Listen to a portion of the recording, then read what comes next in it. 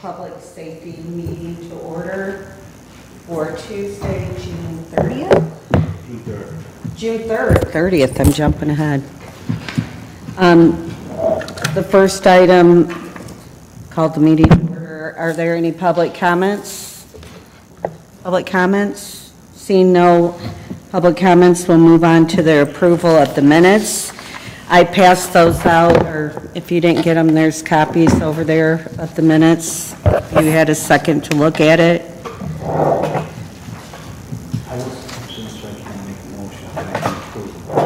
Right.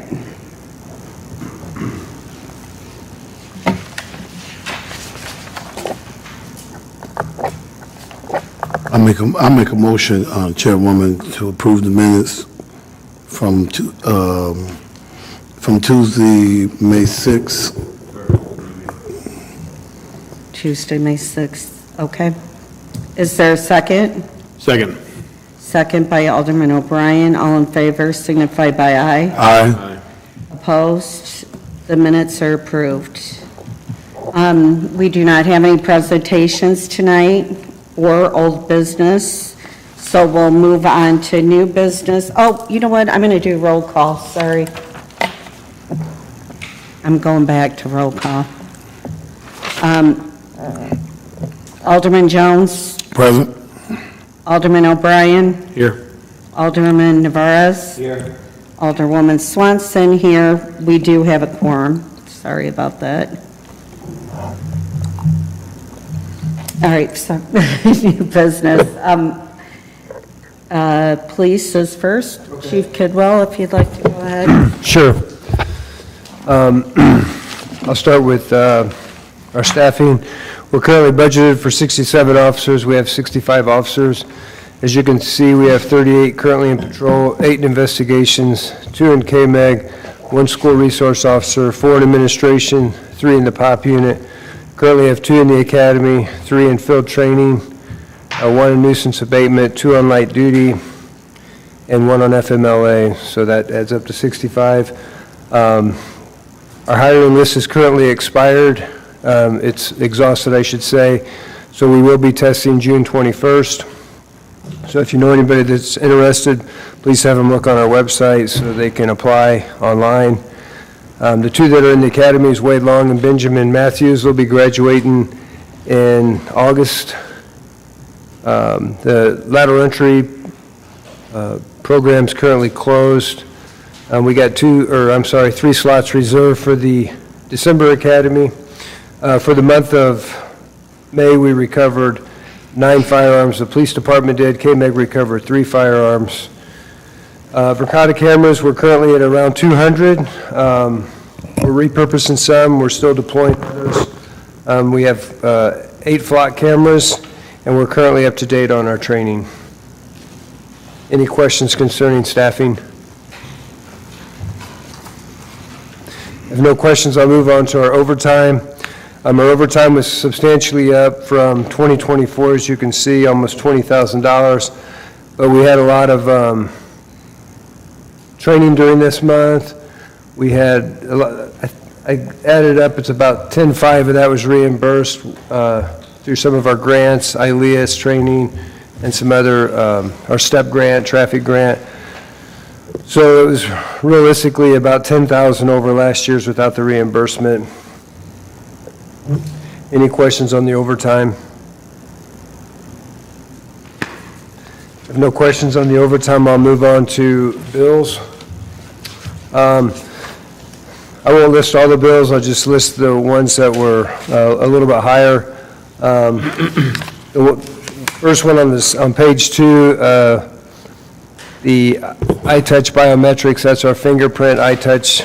So we had to have some tech support and software maintenance on it. CanCom, that's always one of our larger bills. We pay 2/3 of that. Our portion was $62,934.63. The fire department covers the other third. Moving on to page 3, vest, the ballistic vets, that's vests, them are partially reimbursed by the Patrick Leahy Bulletproof Vest Grant. So that's $1281.50. Half of that will be reimbursed. You'll see the large step CGLLC Verkada cameras. That was $179,863.50. That was covered through the ARPA. The University of Illinois Basic Law Enforcement, Gardner and Gubbins Rood, that will be reimbursed by the state, Illinois Law Enforcement Training Standard Board, so they've been very good about covering the academy costs. We do have that in our line item, but we've been fortunate and they've been paying that. So one that I thought might stand out to you is Eddie's Bar and Grill. That was our traffic stop initiative that we did with the youth out at the Kankakee Career Center. And we used that, we used our we took it out of our line item, but we do have a grant that covers that too. It's our Victims Assistance and Crime Prevention grant that we used for the food that night. So any questions on the bills? They total $284,500.40. Anybody have any questions on the bills? Seeing no questions, can I have a motion to approve the bills for police in the amount of $284,500.40? Make a motion. Alderman Navarro's made the motion. Is there a second? I'll second. Second by Alderman Jones. I'm going to do a roll call vote for the bills. Alderman Jones? Aye. Alderman Prude? Aye. Alderman O'Brien? Aye. Alderman Navarro's? Aye. And Alderwoman Swanson is an aye. Bills are paid for the fire. Police, I'm sorry. We're good. Okay, monthly stats. Incidents, calls for service were 7,005. We handled 290 cases. We made 114 adult arrests, no juveniles. Traffic stops, we had 477. Citations, 667. Foot patrols, 49. Firearms recovered, 9 by KPD, 3 by KMEG. 87 traffic crashes, 0 homicides, shots fired, weapons call were 25, and that was what we had for the month of May for the primary stats. So you can go on down to shots fired, you can see how they broke down. 11, we had actually 11 shots fired calls, 14 weapons calls, and 2 of those were deemed fireworks out of the 25 that I mentioned. Mental health calls were down a little bit. We had 38 for the month. Domestic is of concern. We handled a total of 240 domestic-related calls. 160 of those were domestic disputes. 26 of those were domestic battery calls. 44 were disturbances, and 10 of those were custody disputes over the children. Chief, Yes, sir. quick question. 106 is domestic. What are we talking about? We saying domestic. What does Well, that? that's the way the call comes out. So we had 240 domestic-related calls, and it's a lot of calls, but that's how the calls come out. Now, the officer may clear them differently, but that's the initial way the call came out. Right, I was just wondering if it was like male, female abuse. Oh, That's well, we could do the breakdown, but I can assure you that most of it's male and female. That's predominantly okay. the way the calls go out, yes. Yeah, thank you. Death investigations, we had a total of 2 death investigations. One was a self-inflicted gunshot wound, and the other one was a drug overdose. And then we had 2 drug overdoses, which were not fatal. Officer-initiated business checks and extra patrols. Business checks for the month of May, we had 2,065, and extra patrols, we had 897. Any questions concerning our stats? We're good. Okay. Moving on to calls for service by police beats. Please take a look. They trend pretty much the same every month. Nothing extraordinary.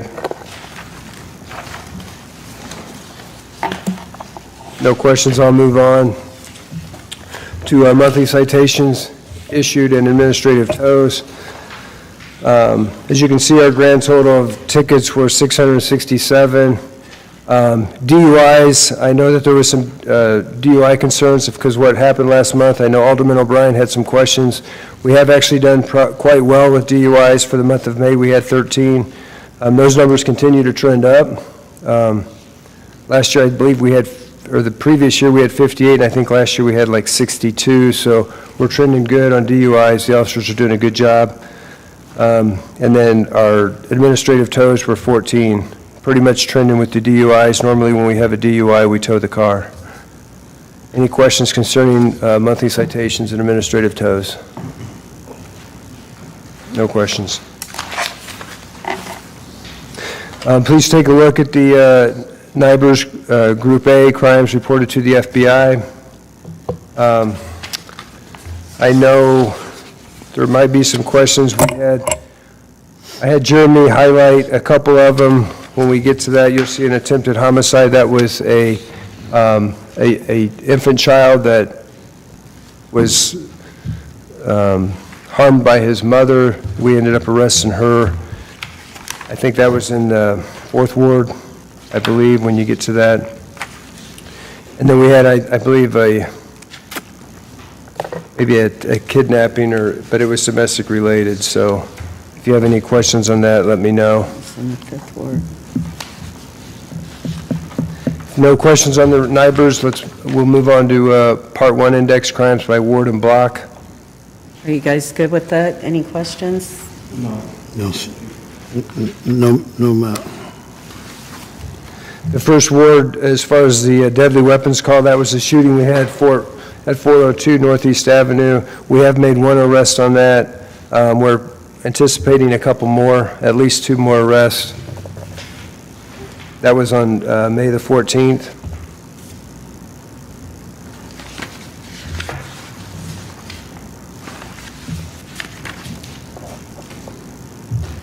I know in the 4th Ward, 800 Southeast Avenue has been a problem.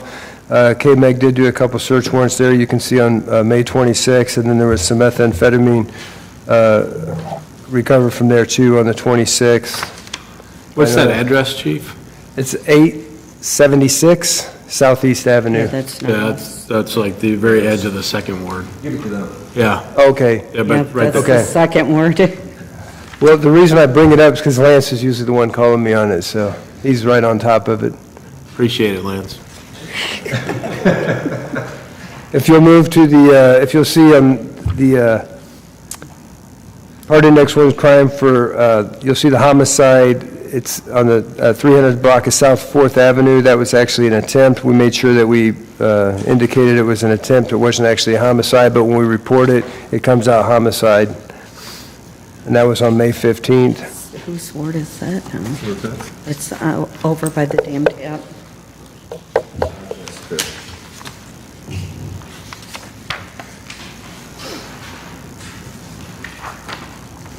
Chief, you may have told me before, sex offenses, that could be what? Excuse me? Just sex offenses, what could that be? Well, it could cover a lot of things. I mean, it doesn't always mean that somebody was sexually assaulted, but it could just be battery of an assaulting nature or many things. I mean, without getting very graphic. Right. I just want to make sure that, something in the neighborhood, that's all. And then in the 7th Ward, you'll see the kidnapping, domestic unlawful restraint charge. So we made sure that we put that in parentheses so that you would understand that it wasn't actually a kidnapping, it was domestic related. Right. All right, I think. Chief, on that property 793 North 8th Street, Williams and 8th corner. Well, we've been working on that. I know DC's worked on it with legal.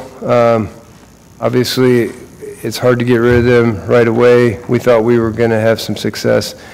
That's the same house that you're dealing with. So yeah, a lot of our problem from Wildwood, 197 North Wildwood, moved to that location.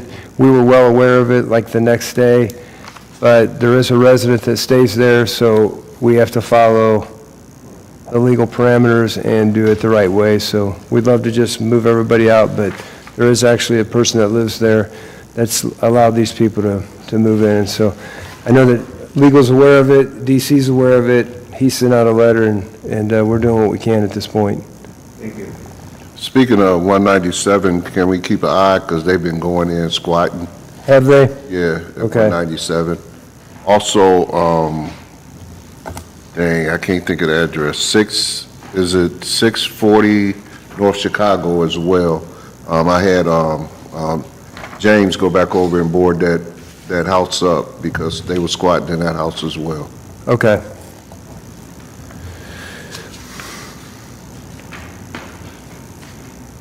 Any other questions concerning the wards? I think, I guess we still are overlapping certain things in the ward. 1500 Hobby and North Hobby and all of that, 1400 Court Street, burglaries and all. Can you speak into your microphone? Sorry. Yes, yes. I was just looking at some of the addresses. I guess we haven't switched them over because these are first ward now.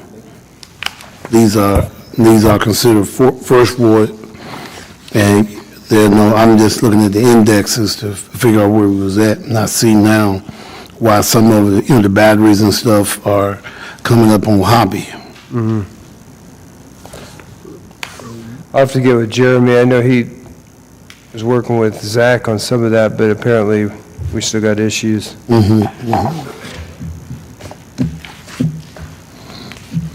I have a couple of questions. Sure. One thing is, the Jeffers Park, which is now in the second ward, but they're starting to party every night there. I know patrol needs to go by because the park's closed at nighttime and it's already started, and I called one night and had them go down because I actually was walking and there were probably 30 people or more hanging out, and it was probably 10:30.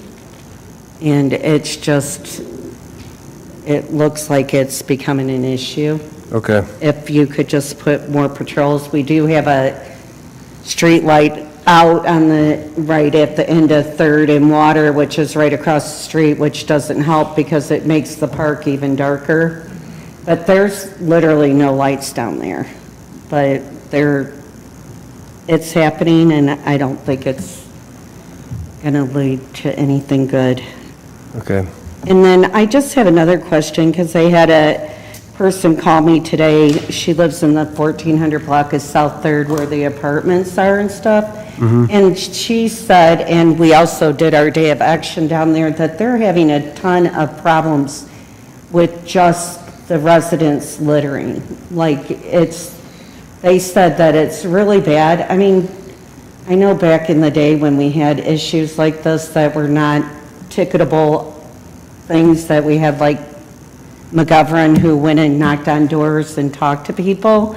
I mean, does anything like that, can anything like that be done? I think I'd like to start with talking to the new director, Joe Anderson at Housing Authority, and seeing what he says. Well, she said the Housing Authority was just there and picked it up, but the kids are in, now they're gonna be out of school, and I think he's probably got more weight than I do if he talks to the, they want residency there, and I think I deserve to give him a shot at it before we, get involved. okay. So- They're just concerned. I mean, and I know the people, when we did our community day of action down there, the people across from the park, I mean, that day it was clean. I don't have any problem asking him, but if I don't see him doing it, I don't really have any Right. enforcement either. Well, that's kind of what I told her, and she had been in communication with the Housing Authority. Okay. Like she just did, but, I mean, even maybe putting some, I don't know that I've never seen any walking patrols down there, Okay. but maybe in the hours where the kids are out playing, I mean, they're really not complaining about crime, they're just complaining about people Littering. not taking care of the property. Sure. Okay. Yeah, I'll put it out. Thank you. Yep. Any other questions? Yeah, does anybody have anything else for Chief Kidwell? I just want to, oh, go ahead, Mike. Thank you, Alderwoman. This weekend, Chief, on Sunday, there was a dirt bike riding around the walking path in Cobb Park. Okay? So I called it in, as did another neighbor, and they had missed the dirt bike rider, but it seems like that's been happening more frequently. Okay. I know there's only so much we can do. I just wanted to mention that. I dodged 3 today Oh, my God. on my way home from work, so Wow. And- that's another thing right by Jeffers Park. One day, there were probably 6 motorbikes in the actual park, but by the time that I got home and parked to be able to call, they were gone, but they are out strong on our block too, but I can see them, and they're parking them right in front of their house and driving them up and down the street again. I know we did get one the other day. That I know Melvina, Sergeant Calvin towed one, but they're hard to, unless we get them stopped or they stop, then, I know Bradley's dealing with it too, because I've heard it on the radio, so, but I'll definitely put it out to the guys and we can do some extra park checks. Well, they've had them put away in storage for a little while, so maybe nice weather, time to get them back out again. I haven't called on any of them, but there's been, like I said, I saw 3 of them in a 3-block radius just leaving work to go home today, so. One, a little bitty bike this big, and the guy was an adult. Full-grown person, yeah. It's like, how do you balance that? Chief, what is the number when we get them in terms of, it's 500? The fee, Yes. Mm-hmm. It's 500. $500 tow fee. It says 500 when we get them. I want everybody to hear that, so it won't be shocking to them, Okay. I just want to commend you guys on the way you handled that on Court Street with the mental issue of that young man. Great job by the police. Well, thank you. Yeah. I appreciate it. Tagging on to on that point there, I don't know how many situations we, incur. That's the first I've really heard about, something, with a machete. But, I know you guys got your tasers, but have you seen that bowler wrap technology? It's about the size of a cell phone. Yeah, we actually talked about it this morning. They're literally $1,000 a piece, and the extra cartridge is $200. But if I'm standing here, it's Kevlar. Wraps your hands or your feet, and it's all technology, but, how many things can you carry? But in that situation, you could grab it out of the car, Right. And we did talk about this morning, the command staff did, maybe about, purchase one of those. Obviously, when you only have one, you just got to hope that car is working, and that's kind of the way the less lethal shotgun was the other day. The sergeant's got it in his car. Fortunately, Sergeant Bogaiski responded accordingly, and he was able to, he did hit the guy a couple times with the beanbag, and the guy ultimately surrendered a couple blocks away, so. Right. I just don't know, if the cartridges have, a shelf date on something like that. I guess that would be. We talked about it. Actually, I think it would be something decent for that situation where you got somebody, wilding a. Or just, in general, you just got to, wrap it up, so to speak. Right. Any other questions for the police chief? Okay, if you don't, do you have anything else? No, ma'am. Okay, Last thing is just the foot patrols, but, they seem to be increasing. well, no, they actually went down, but I was talking to Jeremy.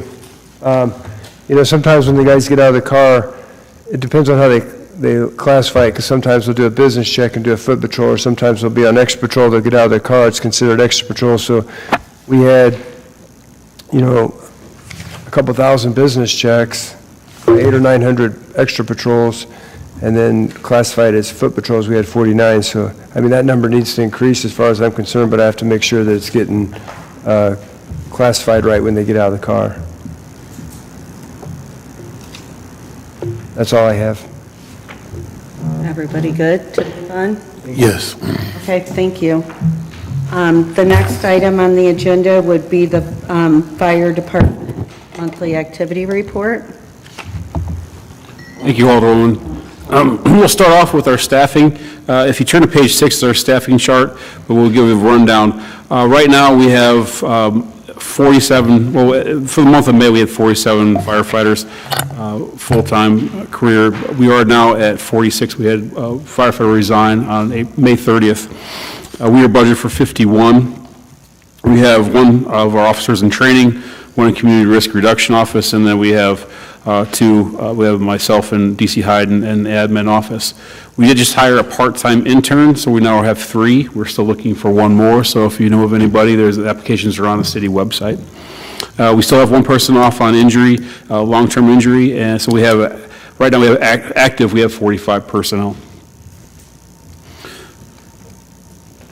Any questions on our staffing? Okay. We can move on to our bills, page 7 through 11. If you want to turn to those pages, we can go over some of the more expensive bills for the month of May. On page 7, we had Amazon. We had a lot of different purchases that we made for some of our water rescue equipment for $491. Best One tires, we spent $851 on some 2 of our vehicles. Page 8, another big fuel cost was our fuel cost for the month, for $4,415. Our billing company, our bill from them was $9,516, and that's for our EMS billing. Page 9, CanCom is our largest bill, and it usually is, for $33,887.88. That's probably the only thing that stands out on that page. Page 10, nothing there that really stands out. We bought 2 cardiac monitor batteries, which are very expensive, for $1,142.12. Total bills for the month of May was $79,204.66. Are there any questions on the bills for the chief? Seeing no questions, is there a motion to approve the fire department monthly bills in the amount of $79,204.66? Alderman Navarez made the motion. Is there a second? Second. Second by Alderman O'Brien, and I'm going to do a roll call vote for that. Alderman Jones? Aye. Alderman Prude? Aye. Alderman O'Brien? Aye. Alderman Navarez? Alderman Thompson is an aye. The bills are paid. Thank you. Okay, we'll move on to our overtime report, page 12 through 15. For the month of May, it was slightly higher than our previous month of April. We spent 318.75 hours that were assigned, costing the city $15,491.88. Most of the overtime was for contractual purposes to keep our staffing at minimum manning. We did have 30 and a half hours assigned for overtime for a person that is attending paramedic class. He goes to class and we pay him to go to class, and also for overtime hours that but he's not on duty. Any questions on our overtime? I don't see any. Okay. Move on to our vehicle repairs, page 16 through 17. For the month of May, we spent about $66,860. Excuse me, that's a typo.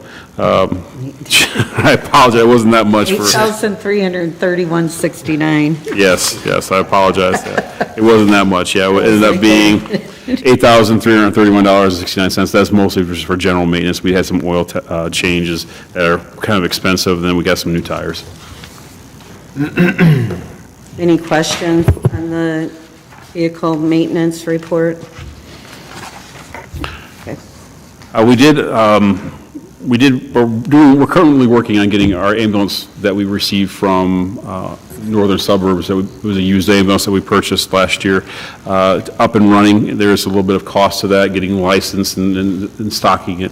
So we've been spending a little bit of money on that. That ambulance should go into service as a reserve apparatus sometime beginning of July. And that's how we'll be taking our ambulance 4, which is a 2002 ambulance. We're putting it into the deep reserves, far back as we could possibly put it, with the hope that someday that we can take it out of service completely. The ambulance it has seen some better days. It served us well, but it's time we're looking to move forward to looking to replace that maybe in the next few years. Then our tower ladder that we surplused last night, we'll be looking for some sort of vendor to take it off our hands, whether it's we find somebody that's going to use it for parts or end up scrapping it for us. We're looking for anybody that's interested, so if you know someone that does that kind of work, please let us know.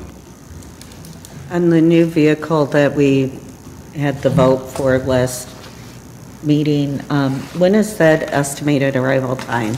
So both vehicles, the engine and the aerial that we purchased back, I think it was 2023, late 23, we should receive both of those sometime in the fall of 26, so in about 18 months, 17, not even that much, probably maybe 15 months. So it'll be here before you know it, which we're happy about. We have a couple aerials in the area. We have one in Bourbonnais, we have one in Bradley, and one in Manteno. But they are all aging. Mantino's was out of service this week.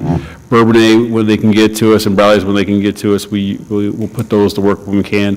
But we're very reliant upon those right now, and they're also aging and having maintenance issues. So we'll be excited to get our vehicle next year. Any questions on our vehicle status? Okay. Move on to our call volume, page 18 through 20. The month of May was a very busy month for us. We ran 724 calls. Most of that was EMS. We did have one reported structure fire, that was at 241 North Hamus. It was a garage fire caused by overheated lawnmower next to some combustible material. They put it out pretty quickly, so we saved the house. We responded to 11 calls outside the city limits to assist other fire departments. Moving on to our fire loss for the month of May, we had $5,000 in damage, and that's great. For the calendar year 2025, we're at $187,500 contents and also structure loss. 14 fires. Moving on to our EMS calls, page 23 through 24, we had 432 calls with patient contact, 95 44 breathing problems, 10 traffic accidents, 39 falls, 29 psychiatric problems, 2 assault and batteries, and 27 non-transports. We had 17 turnover calls for the month. We had 14 to Riverside and 3 to Elite. For the year 2025, we've had 86 ambulance turnovers so far. It seems like a lot of them has been having more regularly. We had I think we had 6 yesterday, 6 ambulance turnovers. We reported no overdoses for the month of May.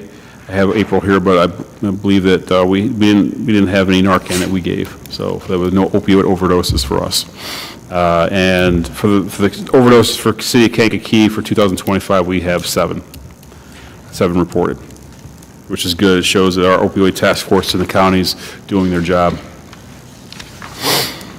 Moving on to billing, page 27, fire billing for the month of May, we had $4,906.80 received through our fire billing company, bringing the total collected for the year 2025 to $22,731.41.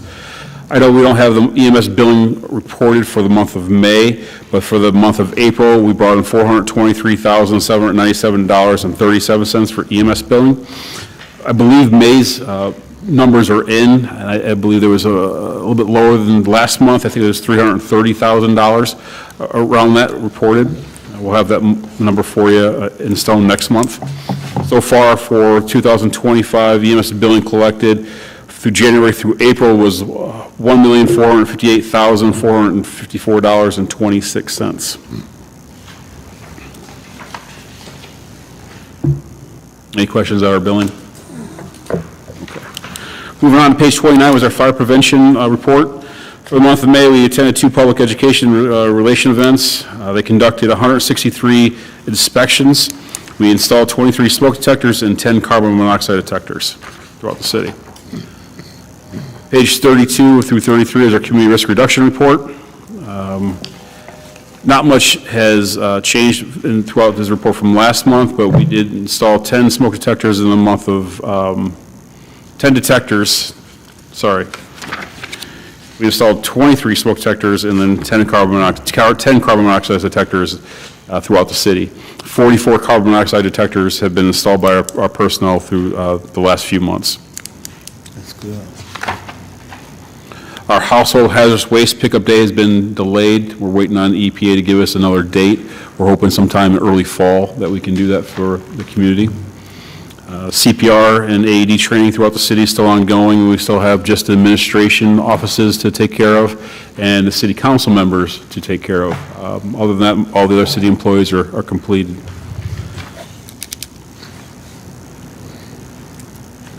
Moving on to our training report, page 35.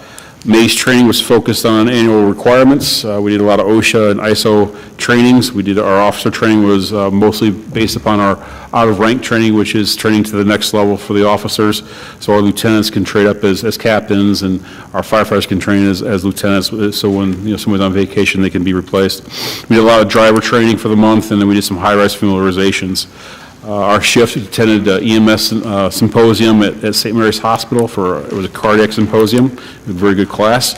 And then we are conducting some physical ability training amongst our staff. And that's all I have for the report. Is there any questions for Chief LaRoche? Lance? So I noticed on page 34, you had a sticker for the electric vehicles, Yes. and so it's free? They can just pick them up? Yeah, they pick them up downstairs in our office. Not a bad idea. That's a new program that the Community Risk Reduction Office started last month, actually 2 months ago, just to help the firefighters recognize that electric vehicles, they pose a serious fire problem for us. Right. We started that with initiative was supposed to be in the facilities such as the hospital parking garages, but now we're offering it to our residents. So there has to be a smoke detector in the garage for electric vehicles? Well, no, that's not. It's a sticker. It's just a sticker that you put on the outside of your garage that indicates that you have an electric vehicle. If the garage door is closed, they don't know what's in there. Yeah, it helps us identify the hazard. Chief, what is the hazard with that? Just a rough synopsis. With the electric vehicles? Yes, sir. Mainly the batteries. They're very difficult to extinguish. Not only the toxic smoke that they put off, but they put off a significant amount of heat and fire. When they do take off, they combust rapidly. And like I said, they're very difficult to extinguish. I mean, we could put copious amounts of water on it and it still won't go out. We have to actually, what we would do if the structure was still intact, we'd drag that vehicle out and find some way to submerge those batteries. Okay, you know what, and I believe we need to be really educated about a bit more about that. I just was listening to what you were saying, I'm like, must be a little problem behind, there must be a problem behind that, and that's one of the reasons why I don't believe a lot of people really understand The hazard, the hazard behind. And I don't have an idea, I'm not a car dealer, but I don't know how many electric cars you think we may deal with in our area, you think? There's a lot more in our community than what you would think. Really? But knock on wood, we haven't had any instance that I can recall that involve batteries in electric cars. Maybe we've had some small fires, and we had that fire over on Fifth Avenue that was a hybrid vehicle. But that wasn't a very difficult situation for us, where these pure electric vehicles, these batteries, the Teslas and whatnot, they do cause significant more problems for us, but we haven't had anything, luckily, in the city that I can remember, except for the one on Fifth Avenue. Okay, all right, thanks. I don't believe probably a lot of people even know about that, I'm like, wow, okay. That's very informative tonight, because, some people think it's just a car, and, Yeah, the identification of some of these vehicles, it could be very small, and you go without knowing unless you own the vehicle. You see them riding down the road. The only ones that really come to mind, and that they're electric vehicles, are the Teslas, and they're easily identified. But, the hybrid vehicles, there are so many out there, you just don't know. Okay, thank you. Does our department have the car blanket for tossing over it, and it basically just smothers the oxygen and... No, we don't have that product, but there's a lot of other products similar to that out there that we've been researching.